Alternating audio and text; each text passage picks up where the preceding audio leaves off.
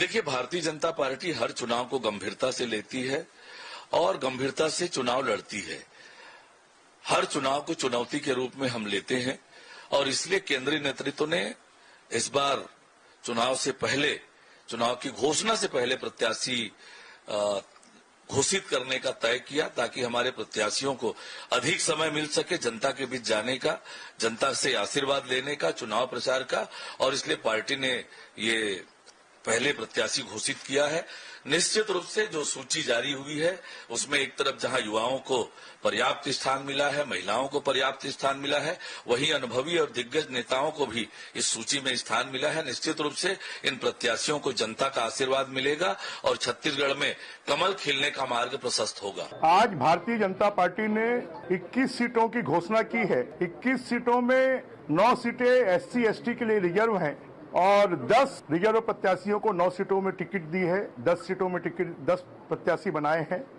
एक सामान्य सीट से भी आदिवासी समाज को टिकट दी है और यह इस बात को प्रमाणित करता है कि अनुसूचित जनजाति, जाति, सबके हितों की, पिछड़ा वर्ग सबके हितों की रक्षा करने वाली कोई पार्टी है तो भारतीय जनता पार्टी है। और टिकट वितरण में भारतीय जनता पार्टी ने अगुवाई ले ली है और ये अगुवाई आने वाले नवंबर के चुनाव तक भारतीय जनता पार्टी आगे रहेगी और भारतीय जनता पार्टी छत्तीसगढ़ में सरकार बनाएगी। देखिए, जिसको राजनीतिक चाल चलना तो चल दिया है और एक कहावत है ना कि सांड के सामने बकरे या सांड के सामने बछड़े को बांधने जैसी बात। मुख्यमंत्री जी के सामने विजय बघेल को खड़ा करके विजय बघेल का अस्तित्व को खतरे में डाल दिया। नमस्कार, मैं हूं मोहन तिवारी। आज के मुद्दे में आपका स्वागत है और आज का मुद्दा वो राजनीतिक कदम पर आधारित है जिस पर सबकी निगाहें टिकी होती है। टिकट किसे मिलेगा, कौन होगा मैदान में, इस बात की सबको बेसब्री से इंतजार था, लेकिन बीजेपी ने इसमें बाजी मार ली है। टिकट घोषित कर दिया गया है और पहली सूची जो बीजेपी की आई है उसको लेकर अपना अपना विश्लेषण सब कर रहे हैं। हम भी इस चर्चा के जरिए जानने की कोशिश करेंगे कि बीजेपी ने ये रणनीति क्यों अपनाई, क्या पहले टिकट घोषित करने से उसे कुछ एडवांटेज मिलेगा, नए लोगों के जो चेहरे हैं वो कितने बीजेपी के सत्ता के करीब लाने में उसे मदद करेंगे। इन्हीं सब बातों पे आज हमारी चर्चा केंद्रित है। पहले मिल लेते हैं उन मेहमानों से जो इस चर्चा में हमारे साथ रहेंगे। हम बहुत स्वागत करेंगे। हमारे साथ मौजूद हैं कांग्रेस का पक्ष रखने के लिए रवि गौलानी जी, बहुत बहुत आपका स्वागत है। इसके अलावा हमारे साथ बीजेपी का पक्ष रखने के लिए जुड़ रहे हैं निश्चय वाजपेयी जी, आपका भी बहुत बहुत स्वागत है। वरिष्ठ पत्रकार के रूप में हमारे साथ जुड़ रहे हैं उचित शर्मा जी। तो तीनों मेहमानों का स्वागत करते हुए इस चर्चा को यहीं शुरू करता हूं और जैसे कि हमने पहले बताया था कि टिकट घोषित होते ही इस बात की चर्चा शुरू हो गई है कि किसके मुकाबले में कौन है, कौन भारी है और कौन हल्का है। खास तौर पर सबकी निगाहें इस बात पे है कि मुख्यमंत्री के सामने कौन है और जब मुख्यमंत्री के सामने विजय बघेल का नाम आया तो चर्चा चल रही है कि काका और भतीजा के बीच मुकाबला होगा। तो इस महामुकाबले में क्या होगा, एक एक करके प्रतिक्रियाएं लेते हैं। सबसे पहले बीजेपी की प्रतिक्रिया, क्योंकि बीजेपी ने टिकट घोषित कर दी है, पत्ते खोल दिए हैं। वाजपेयी जी, आप लोगों ने कहा जाता है कि कई बार पत्ते खोलना भी नुकसानदेह होता है, पहले पत्ते खोलने का क्या आशय है, किस तरीके से इस पूरे टिकट वितरण को ले रही है भाजपा? नहीं, भाजपा तो हमेशा खुले पत्तों की राजनीति करती है। भारतीय जनता पार्टी अंत्योदय हित, गरीब हित की नीति के साथ साथ भारत को परम वैभव के शीर्ष पे पहुंचाने के लिए संकल्पित पार्टी है और हमारा प्रत्येक कार्यकर्ता चुनाव लड़ता है और बड़े मजबूत और जुझारू चेहरों को टिकट देने का काम भारतीय जनता पार्टी ने किया है और इस 21 में से हम तो लगभग ये पूरी 21 की 21 सीटें जीतने की स्थिति में हैं। और मैं आपको एक बात बता दूं कि जो आप बोल रहे थे काका भतीजा के बीच का चुनाव है, तो मैं बता दूं कि ये भतीजा जो है ना, ये गुड़ से ज्यादा शक्कर है और इन्होंने पहले भी मुख्यमंत्री जी को पटकनी दी है और जो चुनाव वो हारे थे वो बड़े थोड़े से अंतर से हारे थे। इस बार ये वापस जो है भूपेश बघेल जी को चुनाव हराने वाले हैं और यहां से जो है ये परिवर्तन की कहानी शुरू होगी। और मैं आपसे एक बात और कह देता हूं कि आज हमारे कुछ पत्रकार साथियों ने माननीय मुख्यमंत्री जी से प्रतिक्रिया चाही तो वो बाइट देने से कतराते हुए चले गए, उनकी बोलती बंद कर दी विजय बघेल जी ने। ठीक है, तो ये बीजेपी मान के चल रही है कि जैसी टिकट घोषित हुई है उन्हें एक एडवांटेज मिल गया है, इसका फायदा होगा। राजनीति में फायदा नुकसान कई चीजों का होता है, टिकट घोषित करने का फायदा भी है, नुकसान भी है। कांग्रेस की एक प्रतिक्रिया ले लेते हैं। कांग्रेस के सामने अब उम्मीदवार सामने हैं 21। कैसे देखती है कांग्रेस? बाकी सीटों पर बाद में बात करेंगे, लेकिन इन 21 चेहरों को लेकर क्या आकलन है कांग्रेस का, गौलानी जी? देखिए मोहन जी, जिन 21 सीटों पर आज भारतीय जनता पार्टी ने अपने उम्मीदवार घोषित किए हैं, इन 21 सीटों पर अभी वर्तमान में कांग्रेस के विधायक हैं। ये सारी सीटों में हम जीते हुए हैं और ये सारी सीटों में भारतीय जनता पार्टी 2 से ज्यादा बार, अगर आप पुराने आंकड़े देखेंगे, तो हार चुकी है। तो भारतीय जनता पार्टी का इन सीटों में कोई ऐसा जनाधार नहीं है। वो लोग अपनी बात पहले डिक्लेयर करके अपनी पीठ थपथपा रहे हैं कि हमने पहले डिक्लेयर कर दिया, और अभी हमारे भारतीय जनता पार्टी के प्रवक्ता कह रहे थे कि बोलती बंद कर दी। देखिए 2018 में 21 की 21 हमने जीते थे, जनता ने आपकी बोलती बंद की थी, और 2023 में भी ये सारी सीटें हम ही जीतेंगे। आप इस बात को समझिए कि भारतीय जनता पार्टी ये कहती है कि लोकतंत्र को बचाना है, लेकिन आज 21 सीटें डिक्लेयर की गई, न किसी जिला अध्यक्ष से कोई बात की गई, न ब्लॉक अध्यक्षों से कोई पूछा गया, कोई भी लोकतांत्रिक प्रतिक्रिया से ये काम नहीं हुआ। दिल्ली में बैठ करके एसी चैम्बर में 4 से 5 बड़े नेता बैठ करके डिक्लेयर कर देते हैं और ये पीठ थपथपा रहे हैं। आप कांग्रेस पर आइए, अभी हम आवेदन ले रहे हैं, अभी ब्लॉक पर आवेदन आ रहा है, ब्लॉक अध्यक्ष जो है जिला अध्यक्षों को आवेदन देंगे, वहां से वो आवेदन आगे बढ़ करके जाएंगे, छटनी होगी, हर नाम पर चर्चाएं होंगी कि कौन सा व्यक्ति जीतने योग्य है, किसकी पॉपुलैरिटी ज्यादा है, कौन काबिल प्रत्याशी रहेगा। तो सारी लोकतांत्रिक प्रक्रिया कांग्रेस अपना रही है, लेकिन भारतीय जनता पार्टी दिल्ली में बैठ करके अपनी सीटें डिक्लेयर कर देती है और कह रही है कि जनता कांग्रेस को पटकनी देगी। अरे धरातल पे तो चले जाओ, पहले ग्राउंड लेवल पे अपने जिला अध्यक्षों से, ब्लॉक अध्यक्षों से, अरे मंडल अध्यक्षों से भी तो पूछ लो। नहीं क्या है ये बताइए किस तरह की ये प्रक्रिया है? पहले तो ये खुद मजाक की बातें कर रहे हैं आपके चैनल में मोहन जी। पूछ लेता हूँ रवि जी, पूछ लेता हूँ। ठीक है, कांग्रेस की प्रक्रिया सबके सामने कल ही आई कि भाई वो आवेदन लेंगे, आज से आवेदन शुरू हुआ। जो दावेदार है वो बेचारे अपने अपने ब्लॉकों में गए, आवेदन देना शुरू ही किया है, 22 तक अभी आवेदन देना है। आप लोग टिकट बांट दिए, आप लोग कब आवेदन लिए, कब प्रक्रिया अपनाए, इसके बारे में सवाल है। कांग्रेस में जब तक सिर्फ फुटबॉल नहीं होता ना, इनको लगता ही नहीं कि टिकट का मौसम आ गया है। भारतीय जनता पार्टी ये पूरी प्रक्रिया करती है बड़ी लोकतांत्रिक तरीके से, नीचे से लेकर के, और कार्यकर्ताओं को ही टिकट मिलती है और सबकी राय शुमारी से होता है। ये तो क्या है, भारतीय जनता पार्टी सतत काम करने वाली पार्टी है। हमारे यहाँ संगठनात्मक काम लगातार होते हैं। ये लोग अभी क्या है, सिर्फ फुटबॉल की शुरुआत करेंगे। सुने तो रवि जी, ऐसे में फिर आप भी नहीं बोल पाएंगे, ध्यान रखिए। मुझे अपनी बात पूरी कर लेनी है। आपने बात बोली ना, आपने बड़ी हास्यास्पद बात की कि हमारे यहाँ प्रक्रिया नहीं, हमारी प्रक्रिया समय पे हो गई। आपके यहाँ सिर्फ फुटबॉल शुरू नहीं हुई है, इसलिए आपको बड़ा मजाक लग रहा है। आपको प्रक्रिया पता नहीं, भारतीय जनता पार्टी कार्यशैली पता नहीं। हम लोग 5 साल काम करने वाली पार्टी है, संगठनात्मक काम होते रहते हैं और ये कार्यकर्ताओं से बीत गए हुए नाम है। और ये सब जीतने वाले अभी तो आपको जितने बार है सामने आ जाएंगे, चिंता मत करिए। अरे सुनिए, हवा बंद है, आपकी हवा बंद है। बताइए चुनाव की ये आवेदन कब ली है, ये टिकट ये आते साथ ही नाम आपके हवा बंद हो गई है, आपकी हवाबाजी बंद हो गई है। कौन से आवेदन दिए गए? हल्ला करने से कुछ नहीं होगा। सुनिए, हल्ला करने से कुछ नहीं होगा। पहले आप चुनाव लड़े, आज उनका मोहन भाई मैं इनसे ये पूछना चाहता हूँ, अगर इनमें ये दम है, इनमें अभी ये दम है, बड़े बड़े नेताओं की बात करते थे। सुनिए, अरे रवि भाई आप ये बताइए, भूपेश बघेल जी की घोषणा की क्या आपने अभी तक? भूपेश बघेल जी की घोषणा की है कि वो चुपाटन से चुनाव लड़ेंगे कि भाग जाएंगे? सुनिए, आवाज इस तरीके की बात करेंगे तो मैं आपसे पूछता हूँ, आपने घोषणा की है क्या कि मुख्यमंत्री चुनाव लड़ रहे हैं पाटन से, या विजयनगर को देख के वो वहां से निकल लेंगे? भैया कितने आवेदन आप बताइए पहले भूपेश बघेल, आप घोषणा की क्या आपने घोषणा की है? आप सबसे बड़े नेता की घोषणा नहीं कर पा रहे हैं, आपकी ये स्थिति है। अरे आपकी स्थिति है, आप सबसे बड़े नेता की घोषणा नहीं कर पा रहे हैं, आप घोषणा नहीं कर पा रहे, आपकी स्थिति ये हो गई है। सबसे बड़े नेता घोषणा नहीं कर पा रहे, बोलिए आप में दमे तो बोलिए। हमारे साथ विश्लेषक के रूप में उचित शर्मा जी हैं। शर्मा जी, मेरी आवाज मिल पा रही होगी तो आपने सुना होगा, दोनों ओर से दावे हैं। कांग्रेस कह रही है कि प्रक्रिया ही नहीं अपनाई, इन्होंने टिकट बांट दी, पर टिकट जो बांटी गई है उसको लेकर काफी चर्चा है कि नए लोगों को मौका दिया है, काफी समीकरणों को साधने की कोशिश की गई है। आप बीजेपी के इस मूव को कैसे देखते हैं राजनीति में? देखिए, भारतीय जनता पार्टी ने पहले ही कहा था कि इस बार नए को तवज्जो देंगे।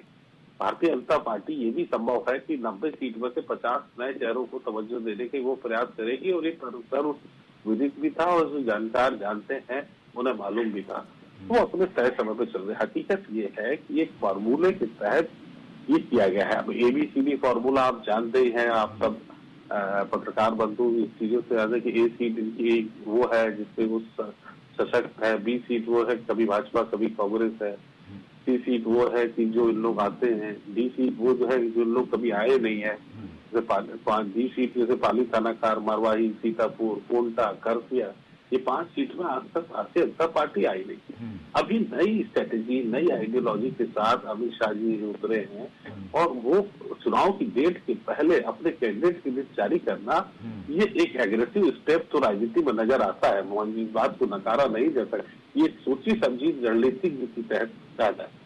दूसरा कि प्रोसीजर मिस्टेक जो अंदर से आप बोल रहे प्रोसीजर की बात कर रहे थे, गौलारी जी के इनके प्रोसीजर फॉलो नहीं हुआ जो होना चाहिए, खैर वो इनका अपना इंटरनल मैटर है, उस पर चर्चा ना करें तो ज्यादा बेहतर है। प्रोसीजर तो अध्यक्ष के लिए भी नहीं हुआ था, प्रोसीजर हमारे विधानसभा नेता प्रतिपक्ष के लिए भी नहीं हुआ था। तमाम ऐसी चीजें हैं जो उनमें औपचारिकताएं दिखाने की कोशिश होती है, और औपचारिकता दिखाने की कोशिश की जाती है, और प्रतीक ऐसा करते हैं कि हमने सबसे चर्चा और राजकुमारी मंशा ली है, लेकिन सभी जानते हैं कि होता क्या है। हम ये 21 लोग की जो लिस्ट जारी हुई है, डेफिनेटली ये एक एग्रेसिव कदम के रूप में आप इसको माना जाए, और वहीं पे हिमाचल और कर्नाटक के चुनाव में जो इन्होंने तुरंत से ही जो इन्होंने बागी लोग जो उतर के आ गए थे, वो सामंजस्य बैठाने में बड़ी तकलीफें हुई थी। तो पूर्व के अनुभव जो थे वो इनके बड़े कटु थे भारतीय जनता पार्टी के। वो है कर्नाटक चुनाव को लेके था और हिमाचल चुनाव को लेके। हिमाचल चुनाव पर तो ये आलम था कि 20 सीटें लगभग जो हैं वो भारतीय जनता पार्टी में बागी लोग उतर गए थे, और बागी उतरने के कारण उनमें सामंजस्य बैठाने में आधा समय चला गया। कर्नाटक में भी यही हाल देखने को मिला। तो वो एक पूर्व कटु अनुभव के आधार पर इन्होंने पूरी स्ट्रेटेजी मध्य प्रदेश और छत्तीसगढ़ में उन्होंने चेंज की है, और यहाँ पे वो कमजोर सीटों पे भी उन्होंने पहले से दे दिया है, ताकि वो चीजें अगर विरोध के स्वर आते हैं तो कम से कम उन्हें साधा जा सके। उस साधने की प्रक्रिया में लंबा वक्त मिल जाए, और आपके कैंडिडेट को क्षेत्र जो विधानसभा सीट है कॉन्स्टिट्यूंसी में क्षेत्र में अपने विधायक को जानने के लिए सबको अच्छा वक्त मिल जाए, और कोई सरप्राइज ना हो। अदरवाइज विरोध की आवाज की जो सरप्राइज होना पड़ता है पार्टी, उसमें काफी तकलीफें और दिक्कतें आ जाती है, जिसका अनुभव उनको हो चुका है। तो 21 सीटों के साथ भारतीय जनता पार्टी इस चुनाव में एक 1 स्टेप अहेड में इसको कहूंगा कि उन्होंने मारा है। ठीक है, एक कदम आगे बढ़ा दिया है और एक तरीके से एडवांटेज मिल गई है मोहन भाई। बीजेपी लेकिन मैं एक बात बोलना चाहूंगा मैं इसमें कि ये कहना एकदम गलत है कि प्रक्रिया का पालन नहीं हुआ, और भारतीय जनता पार्टी के अंदरूनी मामले को इतने कॉन्फिडेंस से बोलना भी बड़ा आश्चर्यजनक मुझे लगता है। मैं यहां पे अधिकृत रूप से ये बात आपको बता रहा हूं कि कोई मंगल ग्रह से आए हुए लोग नहीं है, ये भारतीय जनता पार्टी के कार्यकर्ता हैं, जिनको चुनाव लड़ना और जीतना आता है, और इनको पूरी पार्टी के अंदर की जो प्रक्रिया होती है, इस प्रक्रिया से नीचे से ये पूरे नाम गए हैं। ये बात है कि हमने समय पे काम किया है, हम उस काम को करने की स्थिति में इसलिए क्योंकि हम 5 साल काम करने वाले संगठन है, और उसमें इस तरीके का कमेंट करना एकदम ही बहुत ही आपत्तिजनक है। मुझे कहना है कि भारतीय जनता पार्टी के अंदरूनी मामले में नहीं बोलना, कांग्रेस कह रही है ये बात, तो कांग्रेस ठीक है। देखिए मोहन जी, मैंने जो बात कही, आज हमारे बीच में एक वरिष्ठ पत्रकार उचित जी हैं। मैं दोनों के लिए बोल रहा हूं, मैं भारतीय नहीं, सुनिए रवि जी, नहीं आप अपना ये बताइए, आप प्रक्रिया पे कैसे जा सकते हैं? नहीं, आप प्रक्रिया पे कैसे बोल सकते हैं? मुझे आपत्ति है आपकी बात पे, हल्ला नहीं होता। मुझे आपकी बात पे आपत्ति है, आप प्रक्रिया के बारे में इतने ऑथेंटिक तरीके से कॉन्फिडेंस से बोल रहे हैं। मैं आपको बता रहा हूँ अधिकृत रूप से, नहीं गलत बात है। आप बहस को क्या तारे बांधने होंगे, निश्चयात्मक रूप से नहीं बोल सकते। आज हम सब चुप रहेंगे, नहीं चुप रहना होगा। अगर भारतीय जनता पार्टी के तरीका बोलेंगे तो चुप होना पड़ेगा। नहीं बता, ठीक है, अगर आप भारतीय जनता पार्टी की प्रक्रिया पे बोलेंगे तो होना पड़ेगा आपको। चलिए, प्रक्रिया पे सवाल नहीं है, मैं यही चलिए क्या है जल्दी मैं कहना चाह रहा हूँ, आज अगर इन्होंने कोई प्रक्रिया अपनाई है तो ये सार्वजनिक क्यों नहीं कर रहे? क्यों करेंगे? 2 मिनट सुनिए। अरे सार्वजनिक सार्वजनिक करेंगे? आप बताओ आपका कैंडिडेट कौन है? इसके सामने आपका कैंडिडेट कौन है? आप सार्वजनिक करो, आप सार्वजनिक करो, सबर करो। सुनो, आज उन्होंने जो अगर प्रक्रिया अपनाई है और अगर ये प्रश्न पत्रकार जगत से निकल के आ रहा है कि क्या प्रतिक्रिया अपनाई है, तो बताने में हर्ज क्या है? प्रक्रिया हुई है, बताएंगे आपको। प्रक्रिया चाहिए तो वो आ जाए कार्यालय में, हम उनको सार्वजनिक। एक पत्रकार को ये चैलेंज कर रहे हैं। नहीं ऐसा नहीं, भारतीय जनता पार्टी ये होगी कि अगर मैं आपको बता रहा हूँ। ठीक है आ रहे आप प्रश्न नहीं कर सकते। मोहन जी, क्या आप हमने सार्वजनिक रूप से सूची जारी की है जो हमको सार्वजनिक रूप से करना था। प्रक्रिया जाननी है, आएंगे गौलानी जी, आएंगे गौलानी। चलिए मैं समझ गया, ठीक है। शर्मा जी बता रहे हैं, ठीक है। चलिए ये कोई बाध्यता नहीं है, टिकट वितरण की आंतरिक पद्धति दे रहे हैं। मेरे 2 सवाल हैं। 2 मिनट, ठीक है। मोहन जी आ रहे हैं आपके पास आ रहे हैं। देखिए ये हल्ला गुल्ला इसलिए है, मैं दे रहा हूँ, जवाब दे रहा हूँ। ठीक है, जवाब दे रहा हूँ। सुनिए, आ रहे हैं। सुनिए गौलानी जी 2 मिनट रुक जाइए, सुन लीजिए। आ गई आपकी बात, आ गई। शर्मा जी से सुन लीजिए, शर्मा जी बता रहे हैं। चलिए रवि जी बता रहे हैं। रवि जी सुन तो लीजिए, बोलिए। उम्मीदवारों का नाम सार्वजनिक करती है, प्रक्रिया को सार्वजनिक नहीं करती। 2018 में कांग्रेस ने जिनको टिकट दी थी, प्रक्रिया को सार्वजनिक करेगा। आंदोलन मामला है। आपने क्या नहीं, सुनिए रवि, प्रक्रिया बताओ। 2 बातें हैं, मुझे ये बताइए। 2018 में कांग्रेस ने अपने उम्मीदवार घोषित किए थे सार्वजनिक तौर पे, क्या प्रक्रिया को घोषित किया था? शर्मा जी के समझ गया। ये बोल रहे हैं ये सारे के सारे विधायक कांग्रेस के हैं। इसके सामने बिना प्रक्रिया के कोई पार्टी टिकट कैसे घोषित करे? अरे सुनिए तो, आपने बोला 21, बताओ क्या प्रक्रिया? रवि जी 2 मिनट सुन लीजिए, ठीक है। ये बाध्यता नहीं है। 21 विधायक इन सीटों पे कांग्रेस के हैं। क्या ये दमदारी से बोल सकते हैं उनको टिकट मिलेगी? उनकी टिकट नहीं कटेगी। अभी देखिए इनमें से ज्यादातर विधायकों की टिकट कटेगी, मैं दावा करता हूँ। ठीक है, चलिए वो शर्मा जी, ठीक है। 2 मिनट, चलिए वाजपेयी जी 2 मिनट दोनों सुन लीजिए, ठीक है। आप अपनी बात को बताओ। बताइए विधायकों को टिकट देंगे कि नहीं देंगे? आप बोलिए विधायकों को टिकट देंगे क्या? 2 मिनट बताओ। चलिए शर्मा जी से एक बार उनका पॉइंट ऑफ व्यू ले लेते हैं। ये कोई जरूरी नहीं है कि जनता का हिस्सा नहीं है, जनता में केवल कैंडिडेट जाता है। कैसे चयन किया गया ये बात ज्यादा नहीं जाती, उचित शर्मा जी से और ज्यादा ले लेते हैं। शर्मा जी ये प्रक्रिया की बात बार बार आती है, पार्टी इसको ये कहकर डिनाई भी करती है कि भाई ये पार्टी का अंदरूनी मामला है, टिकट घोषित कर दी गई है, सामने उम्मीदवार है, उसकी क्या प्रक्रिया है इस पर ज्यादा जोर देने के बजाय टिकट में उम्मीदवार कौन गया है, कैसे गया है, उसका क्या बैकग्राउंड है, इस पर चर्चा ज्यादा जरूरी है। आपका क्या कहना है? जी बिल्कुल। देखिए अब डिबेट में संवाद में देखिए किसी की सहमति असहमति हो सकती है और दोनों ही पक्षों को कम से कम हर असहमति का भी सम्मान करना चाहिए। दोनों वरिष्ठ हैं, चार्टर्ड अकाउंटेंट हैं, दोनों समझदार हैं, एक दूसरे असहमति हो सकती है कि भाई सहमति कि आपने ट्रांसपेरेंट प्रक्रिया नहीं अपनाई, शायद इसका अपना इंटरनल मामला है, उसी पे ही ये चीजें डिबेट हो रही हैं। लेकिन सवाल ये उठता है कि जिस स्ट्रेटेजी से भारतीय जनता पार्टी कर रही है उस स्ट्रेटेजी, उनके पूर्व अनुभव पे बात होनी चाहिए, उनकी स्ट्रेटेजी पे बात होनी चाहिए। उन्होंने कर्नाटक में क्या बीता है उनके ऊपर वो जाना चाहिए, हिमाचल में क्या हुआ उस पर चर्चा, क्यों आखिर उन्हें ये स्टेप लेने पड़ा इस पे चर्चा होना चाहिए। अभी तो 69 सीटों की घोषणा भी और होनी है। हम 21 सीट पे ही जो उन्होंने घोषणा की, तो निश्चित तौर पे उनकी एक सोची समझी रणनीति के तहत उन्होंने ये किया, मेरा ये कहना है।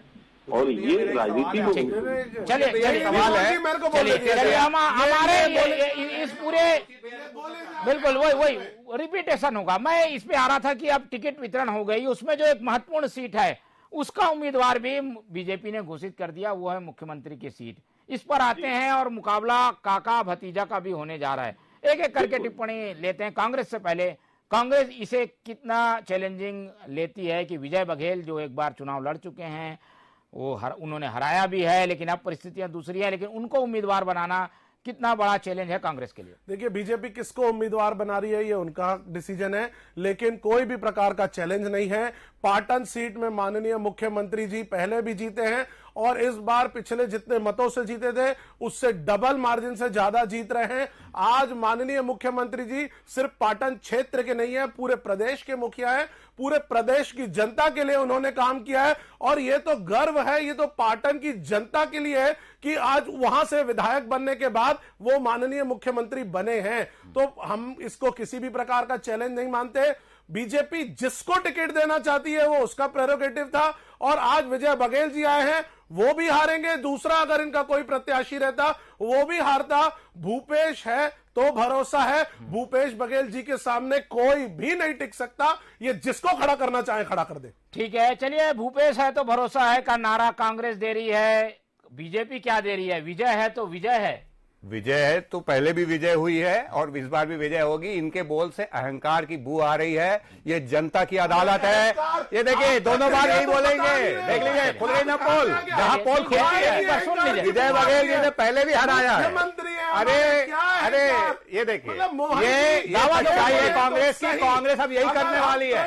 ये केवल हल्ला गुल्ला करेंगे, बोलने नहीं देंगे, क्योंकि इनकी संचाई विजय बघेल जी ने पहले भी हराया है। अरे इस बार आज की बात करिए ना, बात, अरे आज की बात करिए ना, हरा ही रहे। आज की बात अहंकारी बोलने से कुछ नहीं होगा। क्या अहंकार है? आप कोई नहीं जीत सकता। जनता के विधानसभाओं में भूपेश बघेल जी कई मुख्यमंत्री हारे हैं और ये मुख्यमंत्री भी हारेगा। क्या बात कर रहे हैं? लेकिन मैं आपसे मोहन जी, मैं एक बात और उचित भैया, इन्होंने ओपी चौधरी को तो हटा दिया जो इनके वहां खरसिया से विधायक लड़े थे, मोहन भैया आज हटा दिए। बहस करनी है, इनके समय में नहीं बोला, नेताओं की बात आएंगे, इनके समय में नहीं बोला ना मैंने। ठीक है, ये नहीं बोले, मेरे टाइम पर यही बोल रहे थे। क्या ये नहीं बोले? चलिए बोलने दे, चलिए बोलिए निश्चय जी, फिर मैं आगे बढ़ूंगा। ये इन्होंने बोला कि 21 के 21 विधायक इनके हैं, जो अभी हमने भारतीय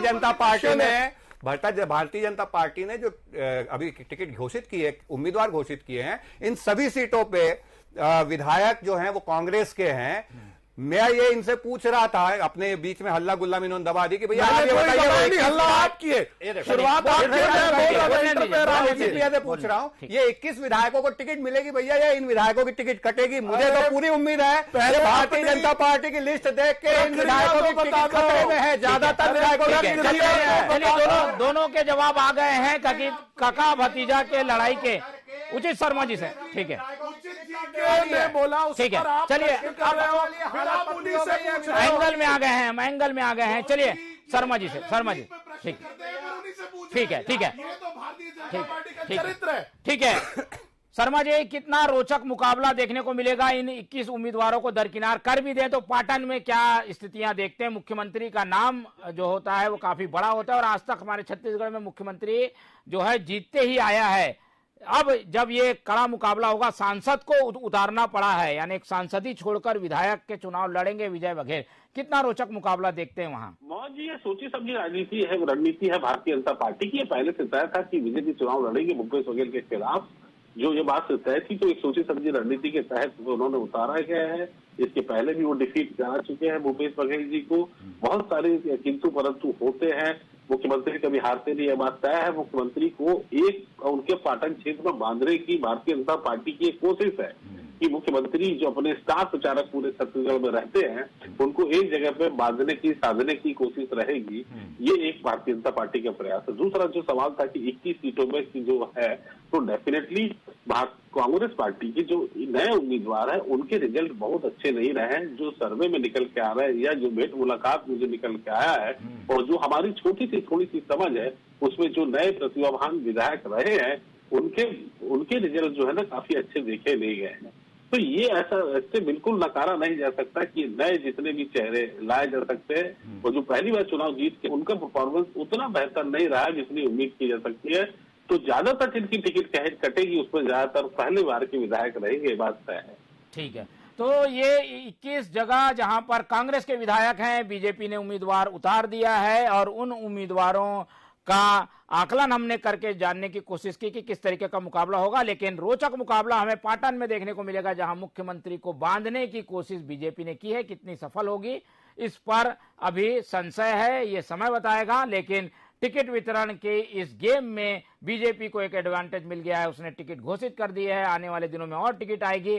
कांग्रेस की तो अभी प्रक्रिया ही शुरू हुई है। फिलहाल समय कम है, इसलिए इस चर्चा को यहीं विराम देंगे। हमारे साथ रवि गवलानी जी जुड़े, उनका बहुत बहुत धन्यवाद। हमारे साथ निश्चय वाजपेयी जी रहे, उनका भी धन्यवाद। और उचित शर्मा जी ने समय दिया, उनका भी बहुत धन्यवाद। तो तीनों मेहमानों का धन्यवाद करते हुए इस चर्चा को आज हम यहीं खत्म करेंगे और आप लोगों से उम्मीद रखेंगे कि आप लोग देखते रहिए टीवी 24। मुझे दीजिए इजाजत, नमस्कार।